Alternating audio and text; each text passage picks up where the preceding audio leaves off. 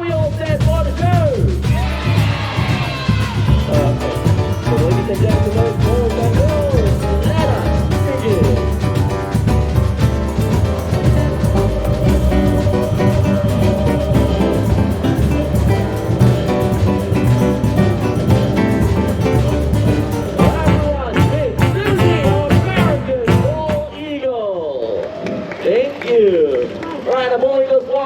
Largest bird of prey found in North America, and they're also known as the emblem of the United States of America. And check out those massive wingspan, everyone. Look at Susie right there is a female. From wingtip to wingtip, they can have a wingspan of up to 2.4 meters. So the females are generally bigger and more powerful.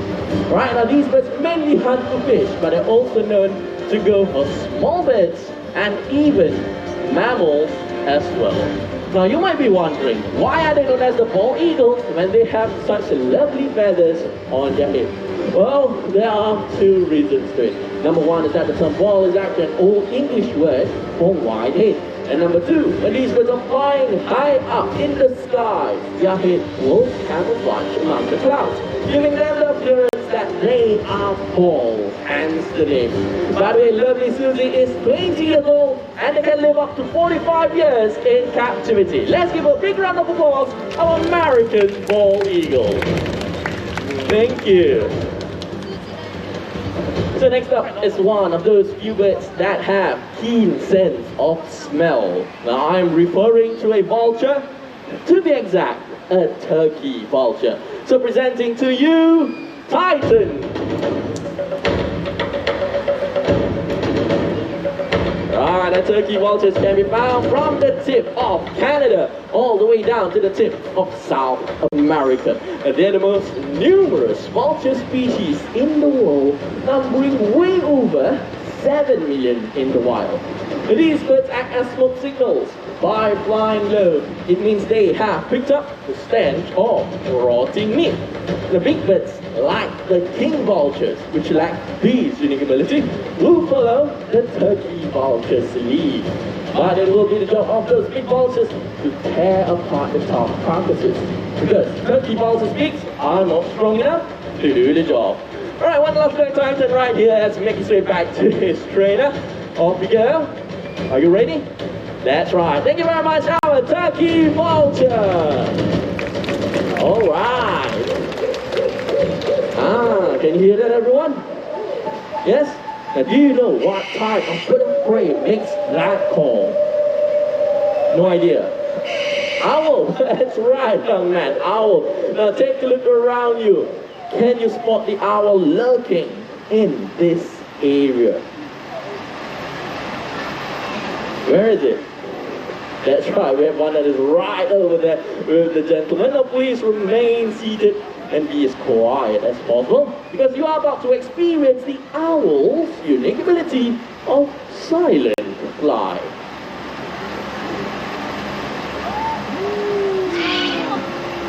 Wow, I'm pretty sure none of you heard anything at all, am I right?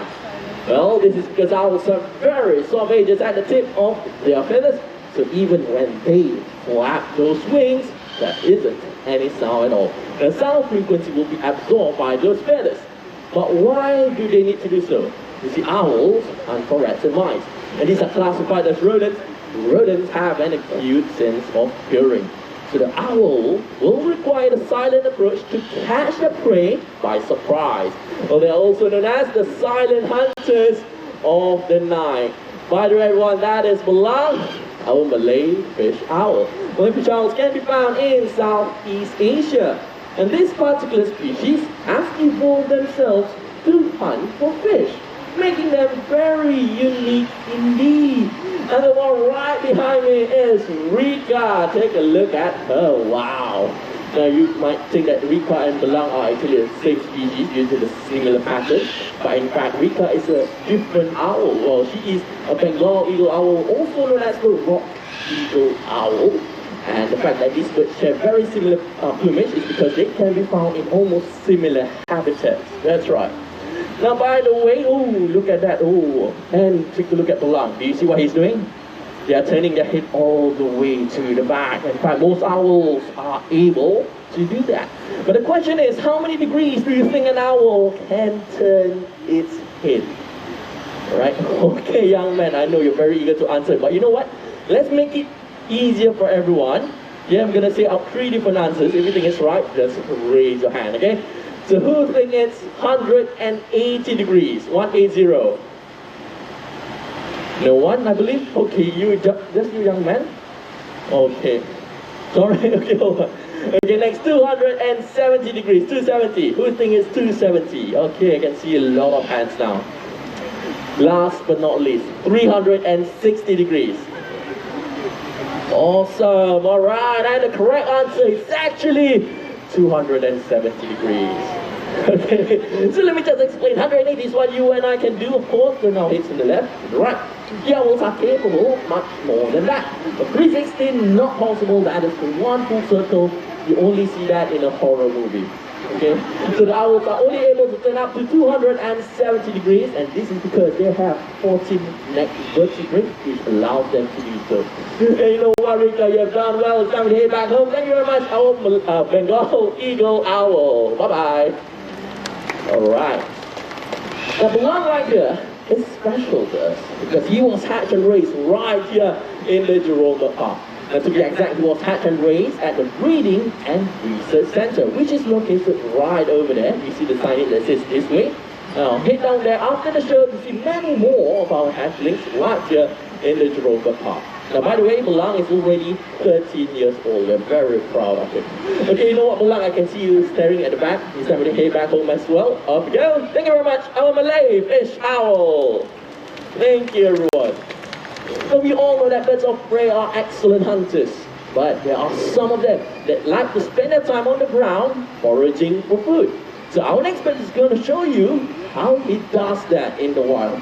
But before he comes up, we're going to make sure that the stage is all set up and ready for him. So as you can see, there are a few rocks on this side. And in the center, I'm going to lay out this pile of leaves. Excellent. As for the tree bark I'm holding, I'm going to place them on this boulder. Now, in addition to all these items, I'll be hiding pieces of food. Now, these pieces of food is going to represent the prey that these birds go after. The prey is like worms or even insects. Alright, I'm going to skip the leaves, go straight to the rocks right here. Go.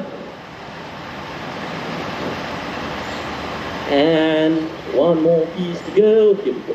Alright, we'll quickly give the basket back inside. Excellent. Alright, looks like all set and ready. So ladies and gentlemen, let's put our hands together and welcome Raul, our southern Caracara. Raul right over here. And look at him go. Wow. The southern Caracaras can be found in South America. Well known for their foraging habits, these birds are very opportunistic. They have long legs and flat claws, which enables them to overturn the rocks easily. So Raul, are you done with the rocks? One more? There you go. Okay, on to the next item, the pile of leaves. Look at him, stripping the leaves aside to look for more food. Able to find anything there, buddy? No, not to worry, a reward for your hard work. On to the tree bark. Look at him go. Oh, using his beak to lift the tree bark one by one to find a piece of food underneath it. Now, if the insect were to take off and fly, these birds are able to make vertical flight into the air to catch it, just like this. Oh, but that's low. Alright, let's give him a bit more challenge. We will try higher. Here we go. Oh, amazing. You almost got it. Come on. Excellent job there. Well done. Alright. Thank you, everyone. By the way, southern Caracaras are the largest of all caracaras, and Raul has been with us for quite some time. In fact, he is over 30 years old. That's right. Okay, Raul, you've done your job. It's time to head back home. All the way inside. Thank you very much, our southern Caracara. Thank you, everyone. Now, once again, a gentle reminder, please remember to wear your mask at all times. You seek everyone's cooperation, especially at this point of time. Now, back to the show. As you can see, I'm holding on to a stick. Earlier on, I mentioned that birds of prey are known for their speed and agility. So we are going to showcase that. So what I'm going to do is I'm going to skew a piece of food at the end of this stick, and we shall see our bird of prey coming from that side and try to snatch this piece of fruit. Now, gentle reminder for everyone, please remain seated. Do not try to reach out and touch the birds as you're flying above you, okay? Alright, so looks like we're all set and ready. So everyone, let's meet Rado! Here he comes, look at him, man! Great snatch there, wow! Now, for those of you who have missed it, not to worry. We shall do this once again. So Rado, anytime when you are ready, here he comes, and he got it twice in a row! Yes, he can, that ball, awesome! Well, not only that, these birds are able to catch food in mid-air as well. So Rado, are you ready to show off? Alright, it looks like he's a little tied up at the back. Okay, here he comes, and amazing catch there! Alright, now would you like to see more of that? Yes or no? Yes, with that said, Rado will now be joined by his team of Ramani Cards. Here they are!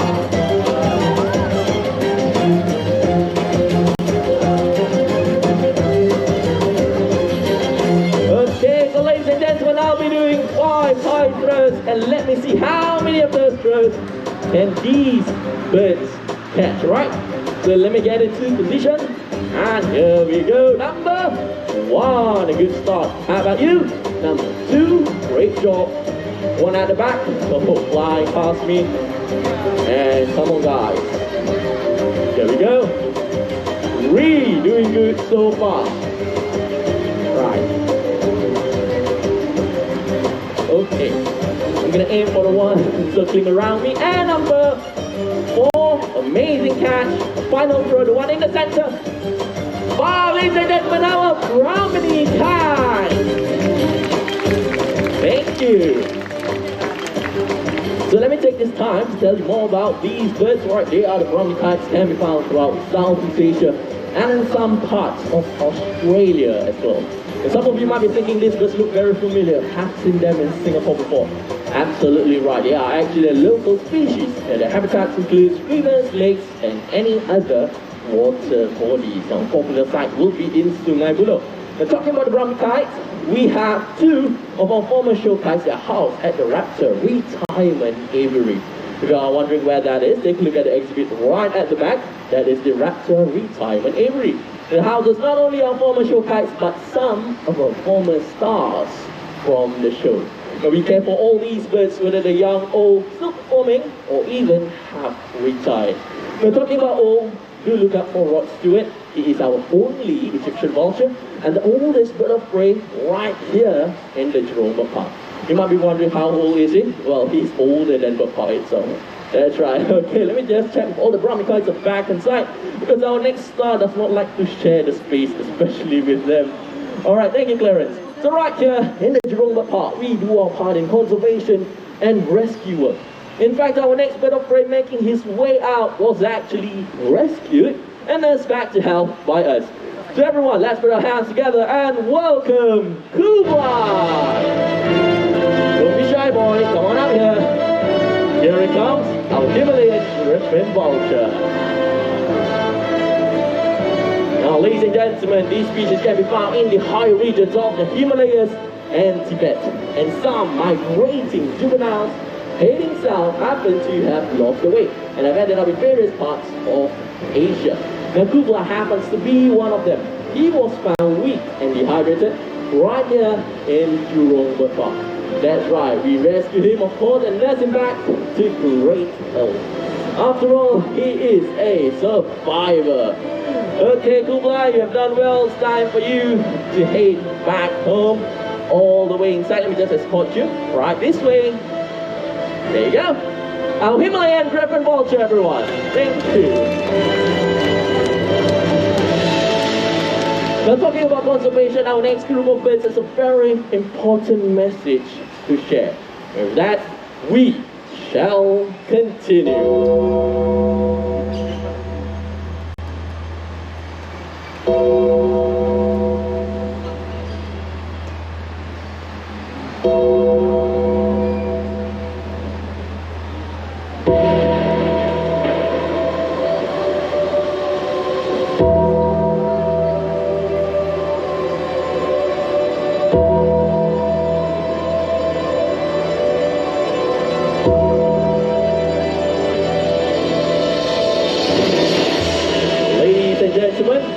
group of birds joining us on stage, and let me introduce them to you.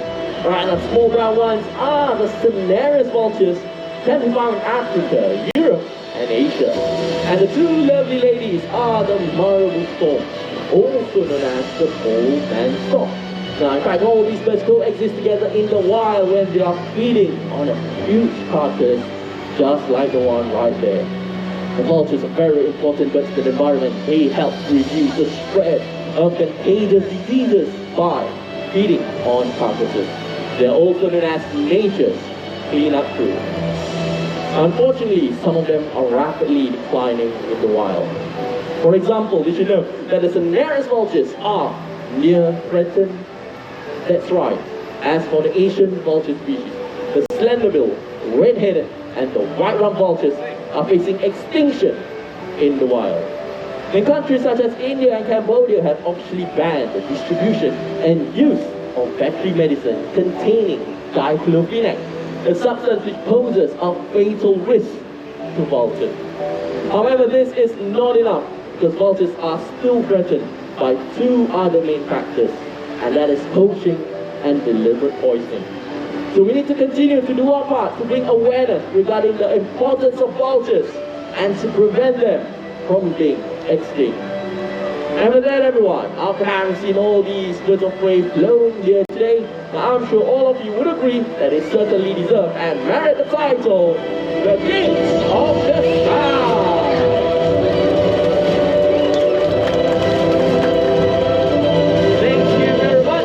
Ladies and gentlemen, we have come to the end of the show, but please do not move off yet.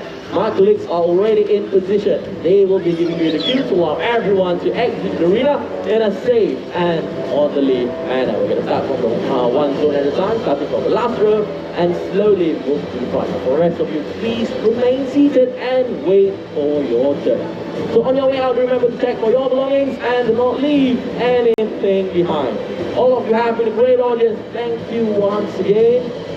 I hope you have enjoyed your day right here in the Jurong Park. Thank you so much and goodbye.